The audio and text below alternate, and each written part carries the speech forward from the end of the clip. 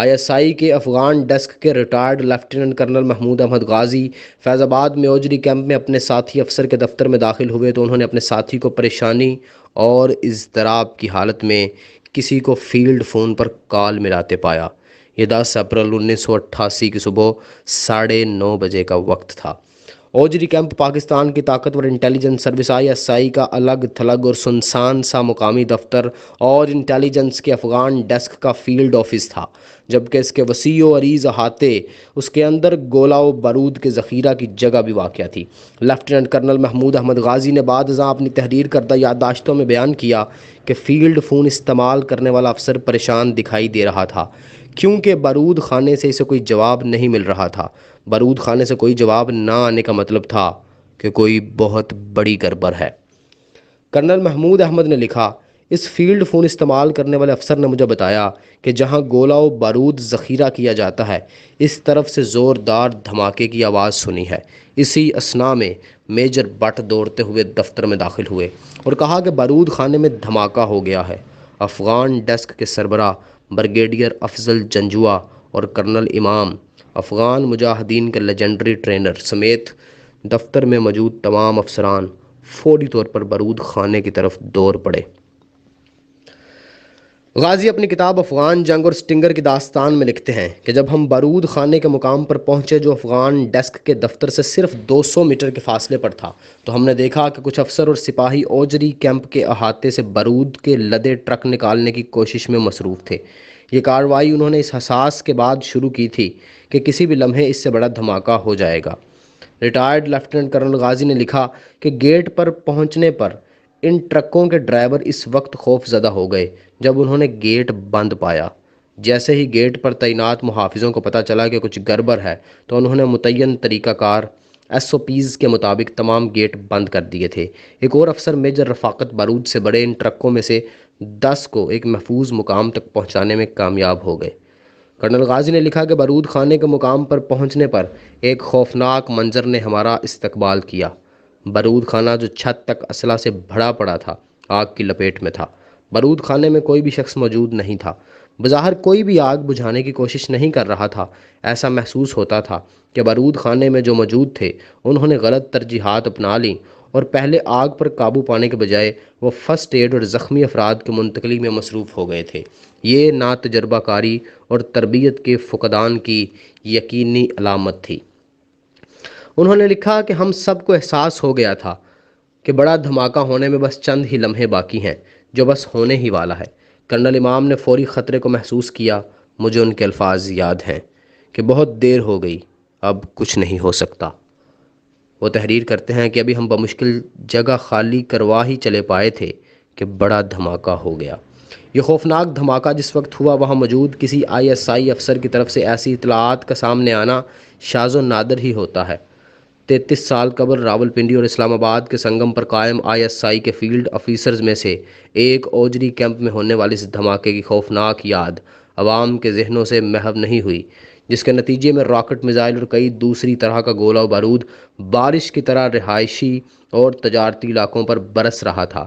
افغان جنگ عروج پر تھی اور پاکستانی ISI امریکی CIA کی معاونت سے افغان باغیوں کو اسلحہ، گولہ و بارود، تربیت اور سرمایہ فراہم کر رہی تھی۔ ISI اسلام آباد اور راولپنڈی کے جرواں شہروں کو ملانے والے مقام پر موجود اوجری کیمپ کو بارود خانے اور اسلحے کے ذخیرے کے طور پر استعمال میں لا رہی تھی۔ لیفٹیننٹ کرنل محمود احمد غازی کی یادداشتوں سے یہ پتہ چلا کہ شہر کے قلب میں یہ بارود خانہ بنانے کا خیال اس وقت کے ISI کے director general lieutenant general Akhtar عبد الرحمان کا تھا۔ کرنل غازی کے مطابق جنرل رحمان نے ISI کے اندر یہ تاثر پیدا کرنے کی کوشش کی کہ اوجری کیمپ میں دھماکہ سبوتاژ کی کارروائی تھی تاکہ وہ خود پر ہونے والی اس تنقید کا رخ موڑ سکیں جو اس نقطے پر ہو رہی تھی کہ شہر کے بیچوں بیچ اتنے بڑے پیمانے پر گولہ و بارود کا ذخیرہ آخر بنایا ہی کیوں گیا۔ ریٹائرڈ کرنل غازی لکھتے ہیں کہ ہر قسم کا اسلحہ کل ملا کر 10,000 ٹن کے ذخیرے پر مشتمل تھا جو فضا میں اڑتا پھر رہا تھا۔ سٹنگرز دائروں میں پرواز کر رہے تھے۔ ہزاروں rocket, anti tank mines, recoilless rifles, ان کے گولے اور ہلکے ہتھیاروں کی لاکھوں گولیوں کی غضبناکی ہر طرف جاری تھی۔ ایک پاگل خانہ تھا۔ کرنل غازی کے مطابق اس دھماکے میں ISI کے متعدد افسران، 1 درجن سے زائد افغان مجاہدین کے ساتھ مارے گئے جو سٹنگر تربیتی اسکول میں اس وقت زیر تربیت تھے۔ یہ اسکول اسی احاطے میں واقع تھا۔ ان دنوں عام خیال یہ تھا کہ اوجری کیمپ دھماکے میں روسیوں کا ہاتھ ہے تاکہ افغانستان کو سٹنگر کی فراہمی تاخیر کا شکار یا پھر معطل ہو جائے، لیکن ریٹائرڈ کرنل غازی ایک دوسری ہی کہانی بیان کرتے ہیں۔ سٹنگر میزائلوں کے بارے میں افواہیں، سازشی نظریے اور حقائق کیا تھے؟ جنرل اختر عبد الرحمان، جو اس وقت joint chief of staff committee, تینوں مسلح افواج کے سربراہان کی کمیٹی کے چیئرمین کے طور پر کام کر رہے تھے، انہوں نے 10 اپریل 1988 کی شام اوجری کیمپ کا دورہ کیا جب آگ پر قابو پایا جا چکا تھا۔ کرنل غازی کے مطابق انہوں نے احاطے میں موجود ISI کے افسران سے بات چیت کی۔ جنرل رحمان نے افسران سے کہا کہ ان کے خیال میں یہ سبوتاژ کی کارروائی ہے، کیونکہ تمام گولہ و بارود جو ہمارے پاس تھا وہ بہت ہی پائیدار ثابت ہوا اور گزشتہ 6 سے 7 سال میں کبھی بھی ایسی رپورٹ نہیں ہوئی۔ یہ جنرل اختر کا آئیڈیا تھا کہ اتنے بڑے پیمانے پر ایمونیشن ڈیمپ بارود خانہ شہر کے اندر بنایا جائے۔ ترسیل کرنے والے ہمارے لوگوں نے شہری علاقوں کے قریب اس بارود خانے کے بنائے جانے پر متعدد بار اعتراض کیا تھا، لیکن جنرل اختر نے سختی سے ان اعتراضات کو مسترد کر دیا۔ ان کی ترجیحات اصل میں بہت ہی مختلف تھیں۔ کرنل غازی کے مطابق ISI اور آرمی حلقوں کے اندر کشاکش جاری تھی، جن میں سے ایک اس دھماکے کو سبوتاژ کی کارروائی بیان کرتے تو دوسری جانب وہ تھے جو اسے ایک حادثہ قرار دے رہے تھے، لیکن جنرل تنقید کا رخ تبدیل کرنا چاہتے تھے کیونکہ شہر کے اندر ڈیمپ بنانے کا خیال چونکہ ان کا تھا، اس لیے تنقید بھی ان پر ہی جاری تھی۔ اوجری کیمپ کے واقعہ کی توجیہ کے لیے ان دنوں کچھ سازشی کہانیاں بھی گردش میں تھیں۔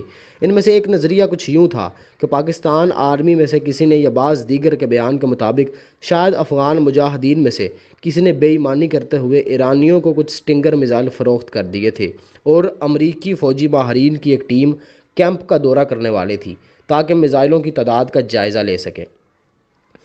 کرنل غازی نے اس نظریے کے بارے میں براہ راست اپنی کتاب میں تو کچھ نہیں لکھا، تاہم اس حادثے کے بارے میں وہ 2 حقائق بیان کرتے ہیں کہ وہ اس سازشی تھیوری سے آگاہ تھے۔ سب سے پہلے کرنل غازی ISI کے افغان ڈیسک کے پاس موجود سٹنگر میزائلوں کی تعداد کے بارے میں تفصیلات کا حوالہ دیتے ہیں۔ پاکستان نے امریکہ سے مجموعی طور پر 487 لانچر اور 2288 سٹنگر میزائل وصول کیے تھے۔ ان میں سے 122 لانچر اور 281 سٹنگر 10 اپریل 1988 کو اوجری کیمپ کے مشہور دھماکے میں تباہ ہو گئے، جس کے بعد ہمارے پاس صرف 365 لانچر اور 2007 میزائل باقی رہ گئے تھے۔ ان میں سے 336 لانچر اور 1969 میزائل مجاہدین نے استعمال کیے تھے اور باقی ماندہ امریکہ کو واپس کر دیے گئے تھے۔ غالباً اس بیان سے کرنل غازی سازشی نظریہ کو رد کرنا چاہتے تھے کہ ISI میں سے کسی نے ایرانیوں کو سٹنگر فروخت کر دیے تھے۔ کرنل غازی کی سٹنگر کہانی میں ایرانیوں کا ذکر بھی ملتا ہے۔ اپنی کتاب میں انہوں نے سن 1987 میں رونما ہونے والے اس واقعے کے بارے میں بتایا جب یونس خالص گروپ کے کمانڈر کو دریائے ہلمند کے کنارے سفر کے دوران بھٹک کر ایرانی حدود میں داخل ہو جانے پر ایرانی فوج نے پکڑ لیا تھا۔